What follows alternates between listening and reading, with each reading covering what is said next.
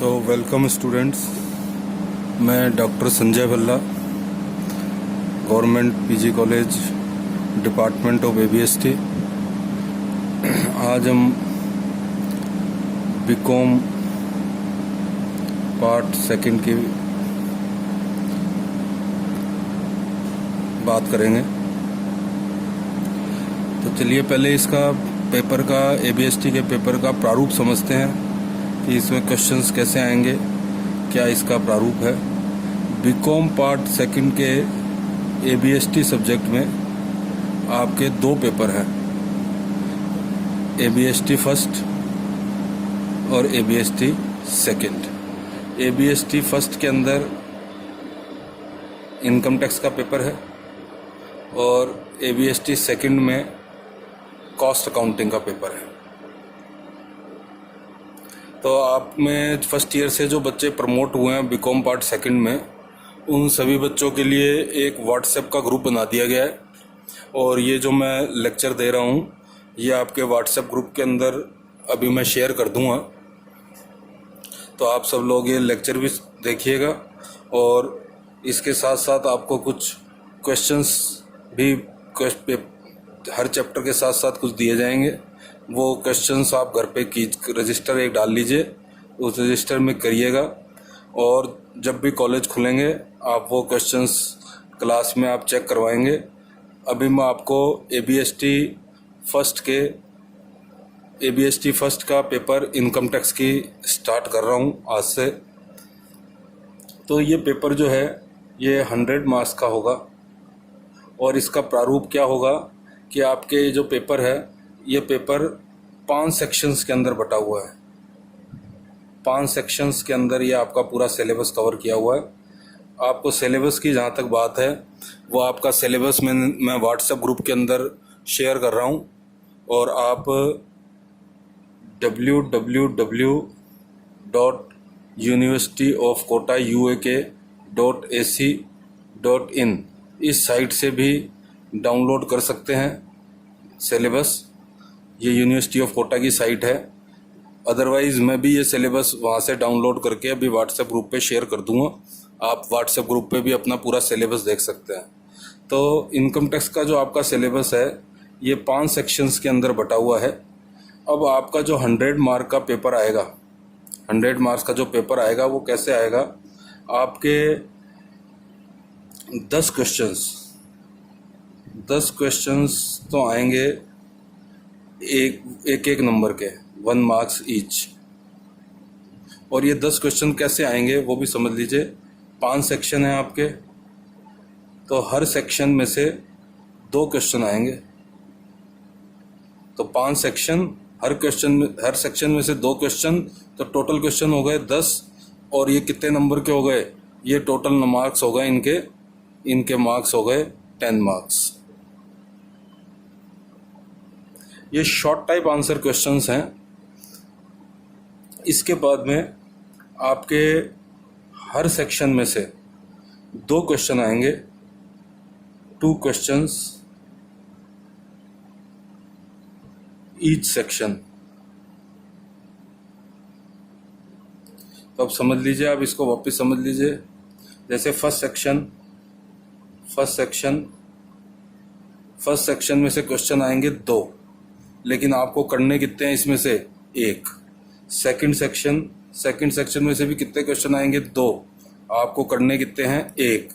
ऐसे ही third section, fourth section, fifth section, हर सेक्शन में से 2 क्वेश्चन आएंगे और हर सेक्शन में से आपको करने कितने हैं 1 क्वेश्चन करने हैं। और ये सारे क्वेश्चन होंगे 10 मार्क्स ईच। तो इसका मतलब ये हुआ कि ये आपको टोटल क्वेश्चन कितने करने हैं 5 क्वेश्चंस और 10 मार्क्स। तो इसका मतलब ये टोटल नंबर हो गए 50 मार्क्स के ये क्वेश्चन हो गए। यहाँ पर एक बात बिल्कुल ध्यान से समझ लीजिएगा, टोटल आपको क्वेश्चन कितने करने हैं 1 2 3 4 5। हर सेक्शन में से एक क्वेश्चन करना है। आप यूँ नहीं कर सकते कि 2 क्वेश्चन ये कर दिए, 2 क्वेश्चन ये कर दिए, एक क्वेश्चन यहाँ से कर दिया तो 2 और 2 4 और 1 5 क्वेश्चन कर दिए, तो ये गलत हो जाएगा। आपको हर सेक्शन में से एक प्रश्न का चुनाव करते हुए कुल 5 क्वेश्चंस करने हैं और हर क्वेश्चन 10 मार्क्स का है, तो टोटल हो गए 50 मार्क्स। ये ए हो गया, ये बी, और सी नंबर पे आपके आएंगे टोटल 4 क्वेश्चंस। ये 4 क्वेश्चंस किसी भी यूनिट में से आ सकते हैं, पर हर यूनिट, एक यूनिट में से 2 क्वेश्चन नहीं आएंगे, तो कुल मिलाकर ये टोटल कितने क्वेश्चन आएंगे? 4। ये ऐसे टाइप क्वेश्चंस हैं, और ये क्वेश्चंस जो हैं ये होंगे 20 मार्क्स ईच। लेकिन इन 4 में से आपको करने कितने हैं? इन 4 में से आपको कितने करने हैं? 2। तो इसमें आपको चॉइस मिलेगी कि इन 4 में से कोई से भी 2 क्वेश्चन आप कर सकते हैं। इन 4 में से कोई से भी 2 क्वेश्चन आप कर सकते हैं, तो 2 क्वेश्चन आप करेंगे और एक क्वेश्चन होगा 20 मार्क्स का, तो ये टोटल क्वेश्चन मार्क्स कितने हो गए? 40। तो इस प्रकार से आपके टोटल हो गए 100 मार्क्स। तो आपका जो 100 नंबर का क्वेश्चन पेपर है वो इस तरीके से 3 भागों में डिवाइड है, ए, बी और सी। ए पार्ट में 10 क्वेश्चन आएंगे, 5 सेक्शन है, हर सेक्शन में से 2-2 क्वेश्चन आएंगे, टोटल हो गए 10 क्वेश्चन, और 1 मार्क्स ईच, तो ये टोटल हो गए 10 मार्क्स के। इसी तरीके से बी सेक्शन में 2 क्वेश्चन आएंगे हर सेक्शन में से, हर सेक्शन में से 2-2 क्वेश्चन आएंगे, और आपको करने कितने हैं? 2 में से 1, 2 में से 1, 2 में से 1, और टोटल हर सेक्शन में से एक एक क्वेश्चन करते हुए आपको टोटल 5 सेक्शन है, तो 5 क्वेश्चन अटेम्प्ट करने हैं। हर क्वेश्चन 10 मार्क्स का होगा, तो आपको 50 मार्क्स के ये क्वेश्चन हो गए। सी सेक्शन में आपको टोटल 4 क्वेश्चंस आएंगे, और इन 4 में से कोई से भी 2 क्वेश्चन करने हैं, और ये 20 मार्क्स ईच के क्वेश्चन हैं, तो आप कोई से भी 2 क्वेश्चन करेंगे 20 मार्क्स ईच, तो 40 मार्क्स के ये हो गए, और टोटल आपका हो गया 100 मार्क्स का पेपर। 10 मार्क्स, 50 मार्क्स, 60 और 40, 100 मार्क्स का पूरा पेपर हो गया। ये आपका पेपर का एक प्रारूप है। सिलेबस आपको मैं व्हाट्सएप ग्रुप पे डाल ही दिया है, यूनिवर्सिटी ऑफ कोटा की साइट से भी आप डाउनलोड कर सकते हैं। अब अपन फर्स्ट यूनिट से स्टार्ट करेंगे ये, और फर्स्ट यूनिट के अंदर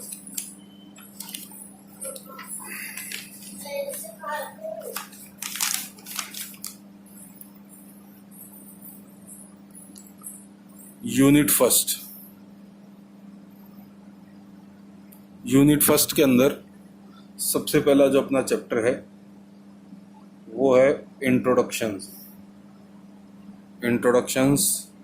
एंड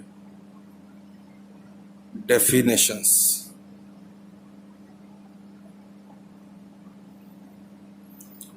चलो अब यहाँ से अपन स्टार्ट करते हैं। इंडिया का जो टैक्स सिस्टम है, ये टैक्स सिस्टम 2 भागों में अंदर बटा है, यानी कि कुल मिलाकर 2 प्रकार के टैक्स लगते हैं इंडिया के अंदर, एक डायरेक्ट टैक्स और एक इनडायरेक्ट टैक्स। डायरेक्ट टैक्स क्या होता है, इनडायरेक्ट टैक्स क्या होता है, पहले ये समझना है आपको। प्रत्यक्ष कर और अप्रत्यक्ष कर। देखिए, इसको समझ लीजिए। डायरेक्ट टैक्स वो टैक्स होता है जिसमें जिस व्यक्ति पर कर लगाया जाता है उसी व्यक्ति को कर का भुगतान करना पड़ता है। वो व्यक्ति उस कर को किसी दूसरे व्यक्ति को स्थानांतरित नहीं कर सकता। इसको इनकम टैक्स की भाषा में कहते हैं, जिस व्यक्ति पर कराघात होता है उसी व्यक्ति पर करापात होता है। इसको कहते हैं इंसिडेंस ऑफ टैक्स, और इसको कहते हैं इम्पैक्ट ऑफ टैक्स। कराघात का मतलब जिस व्यक्ति पर टैक्स लगा उसी व्यक्ति को उस टैक्स का भुगतान करना है। जिस व्यक्ति पर कराघात हुआ उसी व्यक्ति पर करापात होता है। जिस व्यक्ति पे टैक्स लगा उसी व्यक्ति को टैक्स का भुगतान करना पड़ता है। जैसे मैंने इनकम कमाई तो टैक्स किसके ऊपर लगेगा? मेरी इनकम के ऊपर लगेगा, कराघात मेरे ऊपर होगा, और उस टैक्स का भुगतान भी किसको करना पड़ेगा? मेरे को करना पड़ेगा। तो कराघात भी मेरे ऊपर होगा, करापात भी मेरे ऊपर होगा। अप्रत्यक्ष कर वो होते हैं जिसमें जिस व्यक्ति पर कराघात होता है वो व्यक्ति टैक्स का भुगतान तो करता है, परंतु वो व्यक्ति उस टैक्स को किसी अन्य व्यक्ति से वसूल कर लेता है, यानी कि करापात उस व्यक्ति पर नहीं होता, किसी अन्य व्यक्ति के ऊपर हो जाता है, तो उसको अप्रत्यक्ष कर कहते हैं। जैसे उदाहरण के लिए अपन पिक्चर हॉल में गए, पिक्चर देखने के लिए अपन ने जो पिक्चर हॉल की टिकट खरीदी उसमें टैक्स जुड़ा हुआ है, GST CST वगैरह जुड़े हुए हैं, तो वो पेमेंट तो किसको करना पड़ रहा है? पिक्चर हॉल के मालिक को पेमेंट करना पड़ रहा है, लेकिन वो टैक्स किससे वसूल कर रहा है? कस्टमर से वसूल कर रहा है। यानी कराघात किसके ऊपर हुआ? पिक्चर हॉल के मालिक के ऊपर टैक्स का कराघात हुआ, लेकिन उस पिक्चर हॉल के मालिक ने वो टैक्स किससे वसूल कर लिया? कस्टमर से वसूल कर लिया। तो कराघात हो गया, लेकिन करापात किस पे हुआ? कस्टमर के ऊपर। पिक्चर हॉल के मालिक ने टैक्स का पेमेंट तो किया, परंतु वो पेमेंट आपसे वसूल कर लिया। इसलिए कराघात और करापात अन्य अलग अलग व्यक्तियों के ऊपर होते हैं, उनको अपन कहते हैं इनडायरेक्ट टैक्स। तो इनकम टैक्स किस प्रकार का टैक्स है? सबसे पहले ये क्लियर कर लीजिए, इनकम टैक्स डायरेक्ट टैक्स है या इनडायरेक्ट टैक्स? तो इनकम टैक्स एक डायरेक्ट टैक्स है। जो व्यक्ति इनकम कमाता है उसी व्यक्ति को उस इनकम पे टैक्स का भुगतान करना पड़ता है। वो व्यक्ति ये नहीं कह सकता कि इनकम तो मैं कमा रहा हूँ, टैक्स किसी दूसरे आदमी से ले लो, तो वो नहीं हो सकता। तो इसलिए इनकम टैक्स किस प्रकार का टैक्स है? इनकम टैक्स एक डायरेक्ट टैक्स है। ये एक बात आपको क्लियर होनी चाहिए शुरू में कि प्रत्यक्ष कर, इनकम टैक्स एक प्रकार का प्रत्यक्ष कर है। अब आयकर का थोड़ा सा इतिहास समझ लीजिए आप।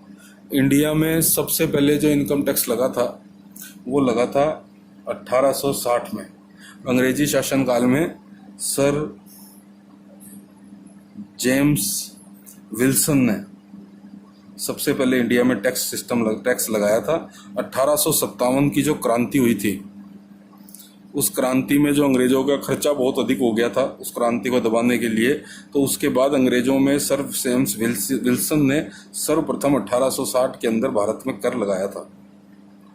लेकिन उसके बाद धीरे धीरे करके 1886 के अंदर पहली बार आयकर संबंधी विस्तृत प्रावधान भारत में लागू किए गए थे। आयकर संबंधी विस्तृत अधिनियम लागू किया गया था 1886 के अंदर, और 1916 के अंदर प्रगतिशील करें लागू की गई थी।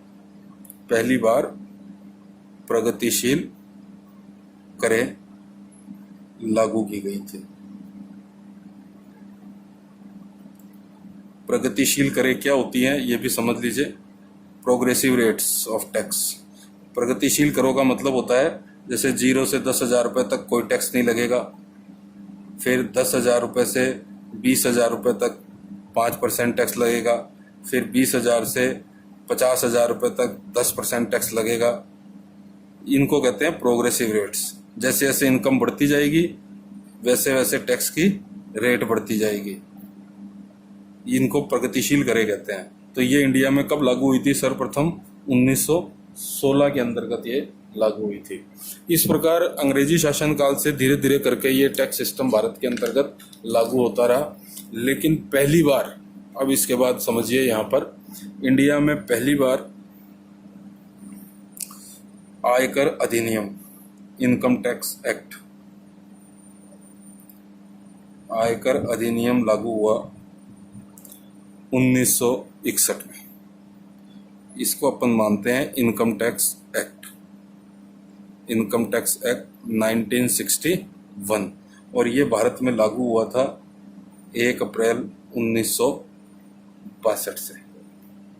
ये अभी तक अपना जो एक्ट चल रहा है वो इनकम टैक्स एक्ट 1961 है। इस एक्ट के अंदर टोटल 298 धाराएं हैं, सेक्शंस हैं। एक्ट हमेशा किस में लिखा जाता है? सेक्शंस में, धाराओं के अंतर्गत लिखा जाता है। तो इस एक्ट में टोटल 298 धाराएं हैं और 14 अनुसूचियां हैं, शेड्यूल्स हैं। इसके बाद आयकर नियम, इनकम टैक्स रूल, आयकर नियम 1962, इसको कहते हैं इनकम टैक्स रूल्स। ये है इनकम टैक्स एक्ट, ये है इनकम टैक्स रूल्स। रूल्स क्या होते हैं वो समझ लीजिए। अधिनियम के अंतर्गत जो प्रावधान दिए गए हैं, इनकम टैक्स एक्ट के अंतर्गत जो प्रावधान दिए गए हैं, इन प्रावधानों को लागू करने के लिए कार्यविधि, एक्ट के नियमों की कार्यविधि क्या होगी, कैसे उनको लागू किया जाएगा, उनकी कार्यविधि क्या होगी, और क्रियान्वयन के संबंध में नियम क्या होंगे, क्रियान्वयन के नियम वगैरह क्या होंगे। अगर डेप्रिसिएशन लगेगा तो डेप्रिसिएशन की रेट क्या होगी, ब्याज लगाएंगे तो ब्याज की कैलकुलेशन कैसे होगी, विभिन्न प्रकार के फॉर्म्स हैं तो वो फॉर्म्स का प्रारूप क्या होगा। ये सारी चीज़ें किस में दी होती हैं, रूल्स में। और ये रूल भी कब से लागू हुए थे, 1 अप्रैल 1962 से लागू हुए थे। तो अब ये बात ध्यान रखना, इनकम टैक्स एक्ट कौन सा है, 1961। ये लागू कब से हुआ था, 1 अप्रैल 1962 से। इसमें 298 धाराएं हैं, 14 अनुसूचियां हैं। इनकम टैक्स रूल्स भी कब से लागू हुए थे, 1 अप्रैल 1962 से। रूल्स के अंतर्गत क्या चीज़ होती है, रूल्स में एक्ट के नियमों की कार्यविधि होती है या उनके क्रियान्वयन के नियम वगैरह जो होते हैं वो सारे इनकम टैक्स रूल्स के अंतर्गत दिए जाते हैं। इसके बाद में एक चीज़ और समझ लीजिए,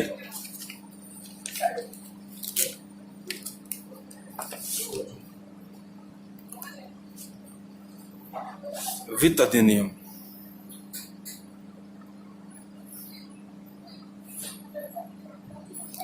फाइनेंस एक्ट, ये वार्षिक है, ये हर साल आता है। फाइनेंस एक्ट एनुअली क्यों आता है, ये इस बात को समझिए आप। ये जो इनकम टैक्स एक्ट है 1961, इसमें आयकर की दरें नहीं दी हुई हैं कि इनकम टैक्स की रेट क्या होगी।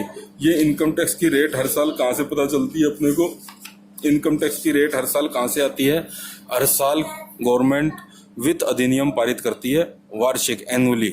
और इसके अंतर्गत इनकम टैक्स की उस वर्ष में क्या क्या रेट होंगी, वो सारी रेट्स इसके अंतर्गत घोषित की जाती है। 4th नंबर पे एक आता है CBDT। CBDT का मतलब समझिए, इसको कहेंगे central board of direct taxes. प्रत्यक्ष करों का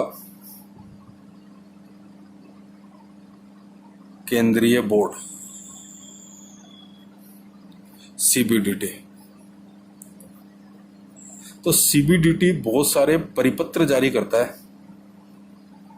सर्कुलर्स, परिपत्रों को कहते हैं सर्कुलर्स। तो वित्त अधिनियम हर साल आता है और प्रत्यक्ष करों का एक केंद्रीय बोर्ड बना हुआ है भारत के अंतर्गत।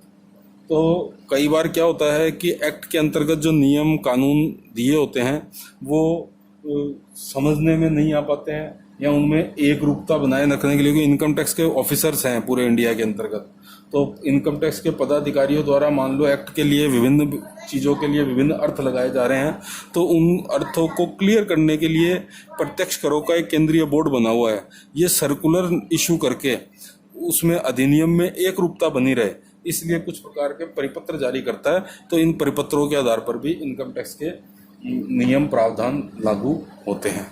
इसके अलावा कई बार गवर्नमेंट भी सरकारी अधिसूचनाएं जारी कर देती है।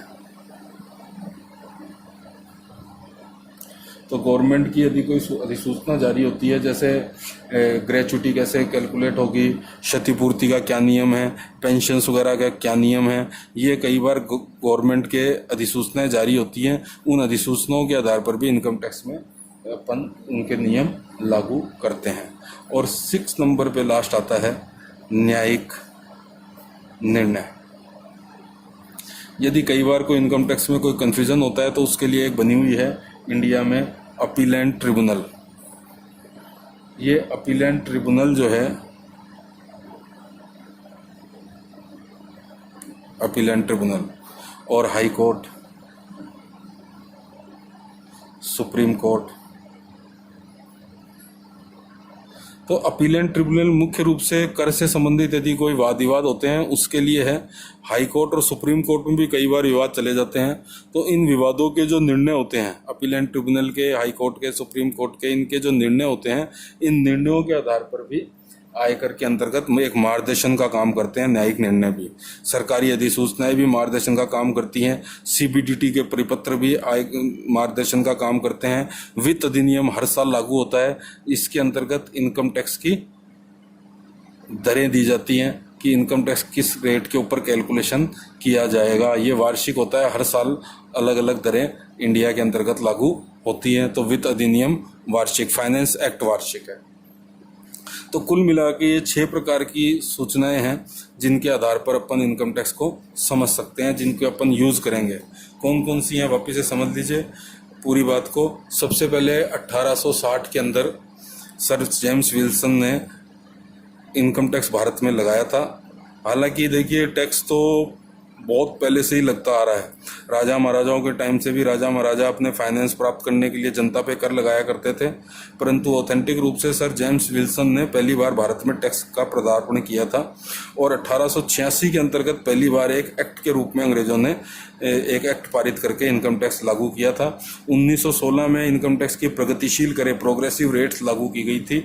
और स्वतंत्र भारत के अंतर्गत आयकर अधिनियम 1961 लागू है, जिसको अपन अभी पढ़ना स्टार्ट करेंगे। और ये 1 अप्रैल 1962 से लागू हुआ था। इसमें टोटल 298 धाराएं और 14 अनुसूचियां हैं। इनकम टैक्स के रूल्स 1962, ये भी 1 अप्रैल 1962 से लागू हुए थे। इनकम टैक्स रूल्स के अंतर्गत क्या चीज़ होती है? एक्ट के अंतर्गत जो दिया हुआ है नियम, उनके कार्यविधि, नियमों के क्रियान्वयन की विधि, उनके कार्यविधि, ये सारी की सारी इनकम टैक्स रूल्स के अंतर्गत आती है। इसके बाद में अपनी बात हुई थी वित्त अधिनियम, फाइनेंस एक्ट, इसको कहते हैं फाइनेंस एक्ट। ये वार्षिक है, हर साल आता है। ये हर साल क्यों आता है? क्योंकि हर साल इनकम टैक्स की दरें अलग अलग हो जाती हैं, चेंज हो जाती हैं। इसके बाद CBDT, central board of direct taxes, ये कई प्रकार के परिपत्र जारी करता है। ये सारे मार्गदर्शन का काम करते हैं।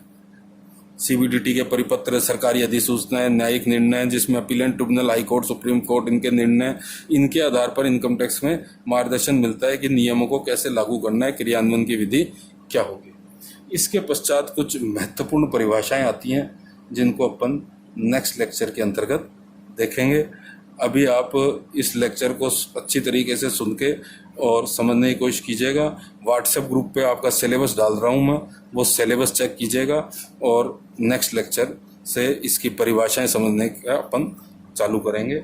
इम्पोर्टेंट परिभाषाएं, इंडिविजुअल क्या होता है, टैक्स क्या होंगे, पर्सन्स क्या होंगे, सारी अलग अलग चीज़ें। Thank you very much.